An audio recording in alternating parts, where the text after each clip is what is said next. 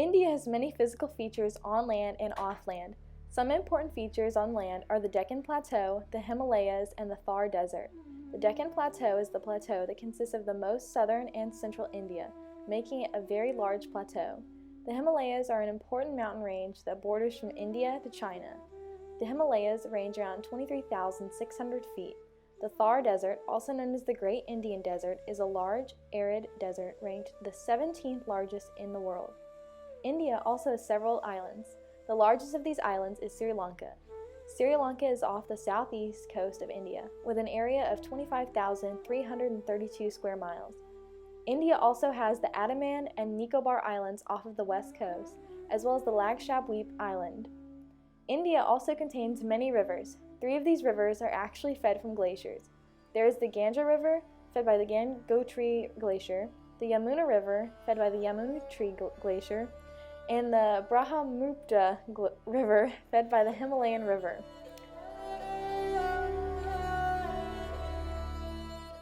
India in previous years has held democratic ideals, but in 1991 the nation adopted a market economy.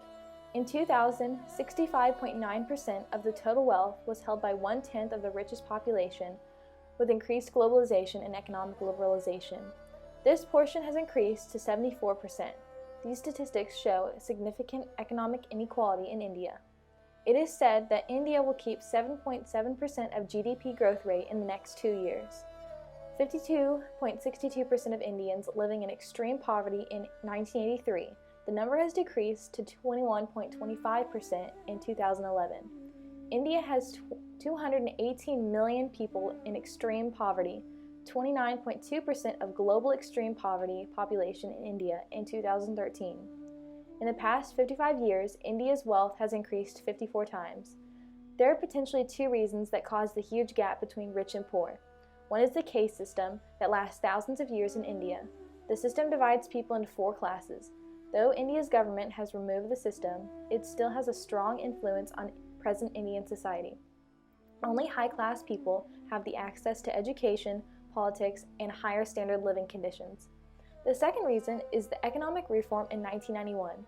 In order to develop economy, the Indian government chose to develop industries like software and pharmacy, while concentrating less on infrastructure or other basic industry. These policies separated most of the poor people from economic development. India is one of the most rapidly growing countries in the world. With 1.2 billion people, it is expected for India to surpass China's population within the next few decades. India's population is about 1/7 of the entire world's population. About 45% of India's population is under the age of 25, so the country can expect another population boom in the years to come as their growth rate rises to 1.6%. The population pyramid of India resembles a developing country, which is reflected by their lowering fertility rate of 2.45 children per woman. This rate is greater than the country's replacement rate of 2.1. The birth rate is 19.3 births per 1,000 people, and the death rate is 7.3 deaths per 1,000 people, again illustrating the patterns of a developing country with a high growth rate. The infant mortality rate is 40.5 deaths per 1,000 live births, indicating an improvement of medicine and sanitation. The ethnic composition of India is 72% Indo-Aryan, 25% Dravidian, and 3% Mongoloid. Nearly 80% of the population is Hindu, while 14% is Muslim and 2.3% is Christian. About 70% of the total population is literate, with 81% of males capable of reading, but only 60% of females reading. As the nation develops and women gain more rights, it is expected for the literacy rate of women to increase. India is a developing country, and it's following many expected patterns as such. The majority population is fairly young, there are more births than deaths every year. There is a high fertility rate, and there is low infant mortality rate. As India develops more and advances its society, sanitation should improve and women should gain more rights and access to education. Once this occurs, India's population growth should stabilize and possibly decrease. India, however, faces the problem reaching the country's carrying capacity. 1.2 billion people is a lot for one country to support in terms of finances, health, safety, education, environment issues, and security. Pollution is one of the largest environmental issues because it lacks fresh water sources. Rivers are highly polluted. Many drink and shower in the contaminated water, causing them to become seriously ill. Large commercial companies have used water for their factories and left the large population without a water source. Companies contaminate large areas by exploiting a large amount of groundwater and replacing it with toxic waste. Hundreds of billions of people can be left without water due to the fact that almost all drinking water comes from underground sources. Air pollution is also an issue. The burning of fossil fuels by industries and transportation are large causes of CO2 emissions into India's atmosphere. India is said to have one of the worst air qualities in the world, causing health problems in the population, including asthma in children. Deforestation is also a major problem. Millions of hectares are destroyed every year. Forests are cut down for industrialization, housing, and river projects.